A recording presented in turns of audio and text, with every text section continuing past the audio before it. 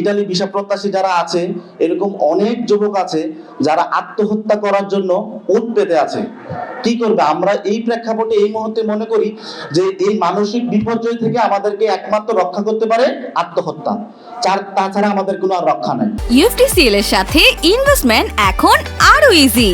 আমাদের নিজস্ব trading app UFT ফার্স্টে পাচ্ছেন শেয়ার বাজারের সম্পূর্ণ সমাধান, এনলিস্টেড কোম্পানির অ্যানালাইসিস থেকে শুরু করে রিয়েল টাইম আপডেট, সবকিছুই এখন এক প্ল্যাটফর্মে। ইতালি কাজের জন্য আবেদন করে বছরের পর বছর অপেক্ষা করার পর যখন আর অপেক্ষা করতে পারছে না, তখন আমাদের বাংলাদেশি বিভিন্ন ভাইয়েরা অবৈধ পথে ইউরোপ যাওয়ার জন্য সিদ্ধান্ত নেয়। বিশেষ করে লিবিয়া দিয়ে সাগর পথে ইউরোপ যাওয়ার জন্য সিদ্ধান্ত নেয়। একটি রিপোর্ট অনুযায়ী দেখা যায় 2014 সাল থেকে 2024 সাল পর্যন্ত প্রায় 1200 বাংলাদেশি সাগর পথে ইউরোপ গমন করার সময় মৃত্যুবরণ করেছে। তো এই আরেকটি প্রতিবেদনে দেখা যায় এই সময়ে এসে সাগরের মৃত্যুর যেই ইয়েটা উল্লেখযোগ্য হারে বৃদ্ধি পাচ্ছে। এই মুহূর্তে একমাত্র ভিসা প্রক্রিয়া দ্রুত নিষ্পত্তি হলে এই মানবিক বিপর্যয় রোধ করা সম্ভব, তাছাড়া এই মানবিক বিপর্যয় রোধ করা কোনোভাবেই সম্ভব নয়। ইউরোপের বিভিন্ন দেশে বর্তমানে কর্মী সংকট। আমরা যদি এই কর্মী সংকটটাকে কাজে লাগাতে পারি, তাহলে আমরা খুব সহজে লিগেলি ভাবে ইউরোপে গমন করতে পারবো। ইতালি ভিসা প্রত্যাশী আমরা যারা আছি এই মুহূর্তে, আমাদের অধিকাংশই কৃষি ভিসা আবেদনকারী। ইউরোপের যে সিস্টেমটা, কৃষি ভিসার যেই কাজগুলো হয়ে থাকে, তাদের একটা সিজনাল ভিত্তিক কাজ হয়ে থাকে, 6 মাস থাকে, 6 মাস থাকে না।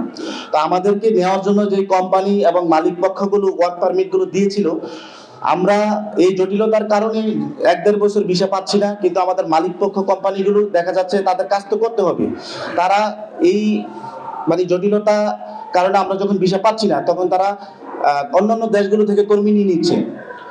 তো এরকম চলতে থাকলে ভবিষ্যতে দেখা যাবে যে ইউরোপের যে কোম্পানিগুলো আছে এবং মালিক পক্ষ আছে, আমাদের বাংলাদেশি কর্মীদের প্রতি ওনাদের আগ্রহ হারিয়ে যাবে এবং এশিয়ার যে অন্যান্য দেশগুলো আছে এই ফায়দাটা ওনারা লুটবে।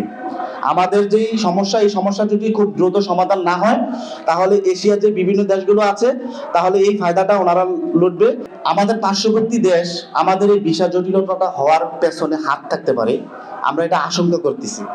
তো মাননীয় প্রধান উপদেষ্টা ডক্টর মোহাম্মদ ইউনূস স্যারের প্রতি দৃষ্টি আকর্ষণ করছি যে স্যার, আপনি অতি দ্রুত সময়ের মধ্যে ভিসা জটিলতা সমাধানের জন্য ব্যবস্থা গ্রহণ করুন। তা না হলে দেশের অর্থনীতি থুবড়ে পড়বে, যা আমাদের দেশ ও জাতির জন্য ভয়াবহ বিপর্যয় নিয়ে আসবে।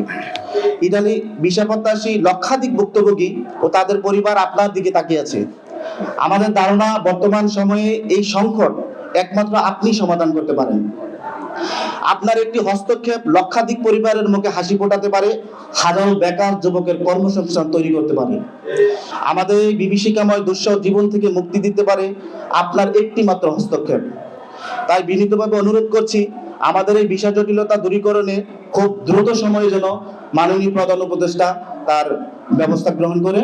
আমাদের সাথে সংশ্লিষ্ট এমন কোনো দপ্তর নাই যে আমরা যাই নাই। পররাষ্ট্র মন্ত্রণালয়, তারপরে প্রবাসী কল্যাণ মন্ত্রণালয়, যেখানে যাওয়ার দরকার আমরা গিয়েছি, কিন্তু প্রকৃতপক্ষে কোনো ফল আমরা আজ অব্দি পাইনি।